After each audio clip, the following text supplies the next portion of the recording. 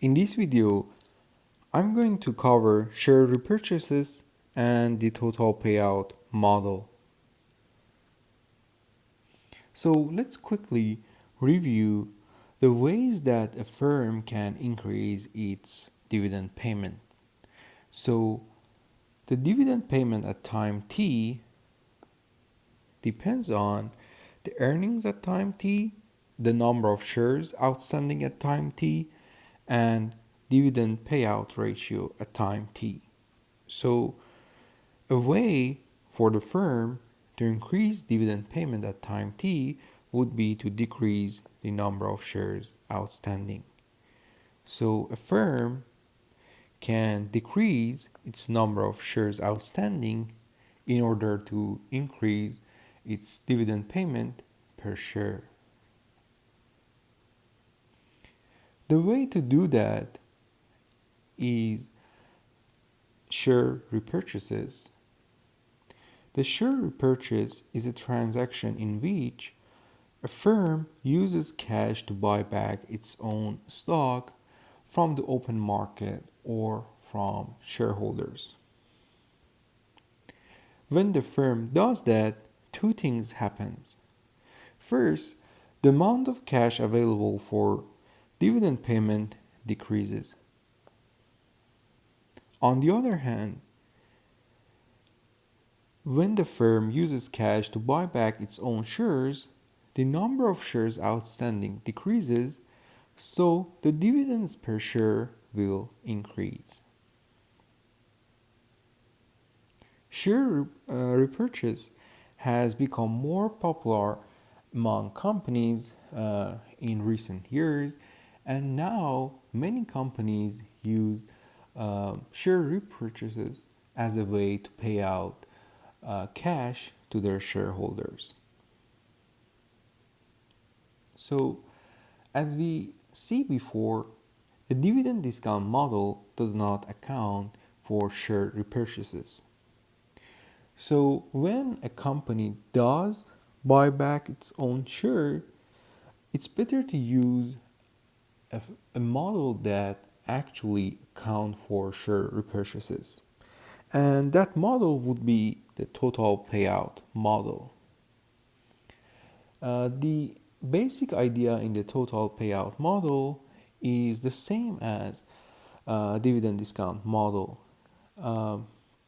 So to value the stock at time zero and find out the price of stock at time zero, we need again to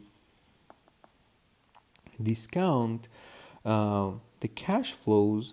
I'm going to write total payout. Total payout as TP.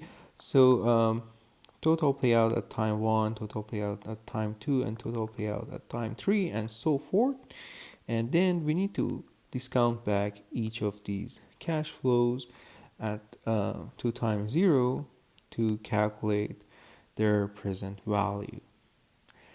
So the idea here is that first we need to discount back these cash flows, and then we need to divide this present value by the number of shares outstanding, because here these total payouts represent total dividend and share repurchases, the total amount of money that the company is paying out to its investors.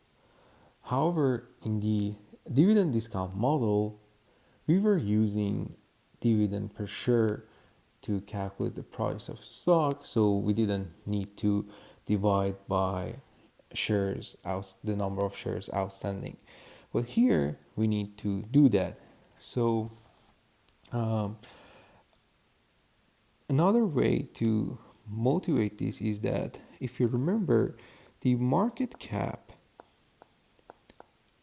or the market capitalization of the firm, the total market value of the firm is the market price or the price of the firm multiplied by number of shares outstanding.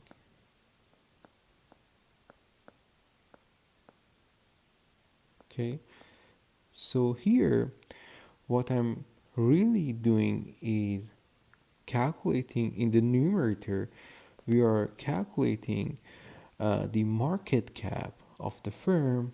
So to get the price at time zero, we need to divide by shares, number of shares outstanding. Okay, so uh, let's solve an example and hopefully it will become more clear. So in this example, we have the 3M company. 3M company has 698 million shares outstanding and expects earning at the end of this year of 2.96 billion. 3M plans to pay out 50% of its earning in total, paying 25% as a dividend and using 25% to repurchase shares. If 3M's earnings are expected to grow by 9.2% per year and these payout rates remain constant, determine 3M's share price assuming an equity cost of capital of 12%. So again, my plan is to solve this example in two steps. Step one, I'm going to calculate the present value of the total payouts to shareholders. Okay, so if this is my timeline, I want to um, calculate the price of stock at time zero.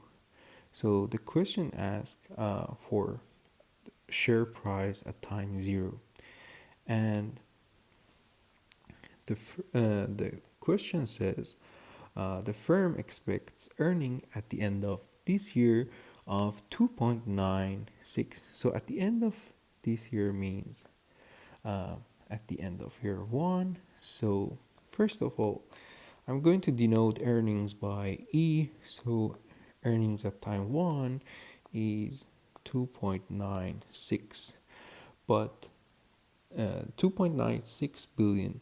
But the firm is not going to pay all of these earning or net income to its shareholders. It's going to pay only 50% of these earnings.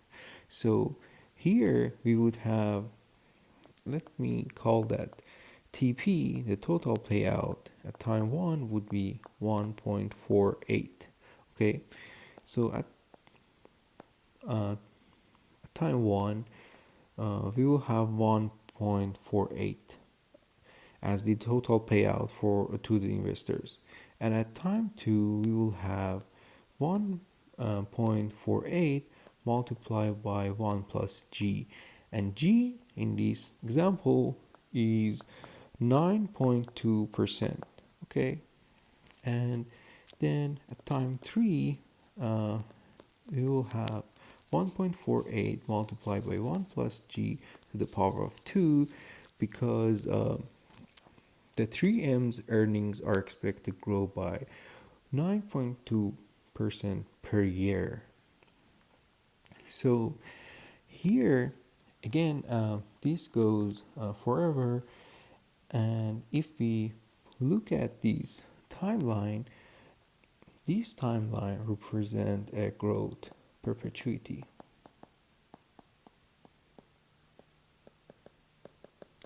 So we know how to calculate the present value of a growth perpetuity. So the present value of the growth perpetuity would be the cash flow at time 1 divided by the cost of equity capital, which is 12% minus the growth rate, which is 0.092%.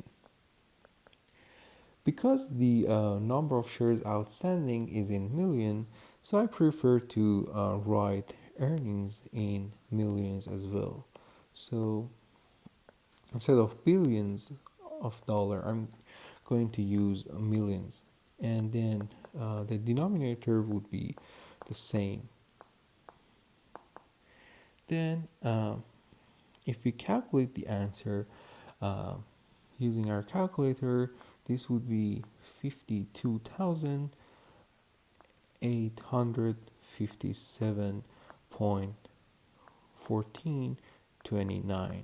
So let me actually write that in another slide. So in the first step, I calculated the present value of a growth perpetuity, and that is 1,480 million divided by 12% minus 9.2%, which is equal to 52,857.1429. Okay. So the second step would be to calculate the price of the stock. The price of stock would be this number divided by the number of shares outstanding. Again, why I'm dividing by the total number of shares outstanding? Because this 52,857 is the total market cap or the market capitalization of the firm. If I need the price per share, I need to divide by the total number of shares outstanding. So if we calculate these, I would get $75.73. Okay, so the price of 3M is 75.73. Okay, so let's review one more time what we have done in this example. So 3M plan was to pay out 50% of its earnings at the end of this year. So that amount is $1,480 million. And then we draw the timeline, and the timeline was similar to the timeline of a growth perpetuity. So we use the growth perpetuity formula to calculate the present value of those cash flows. So by doing that, we reach this number. And then, as I said, this number represents the total value of 3M equity or its market capitalization.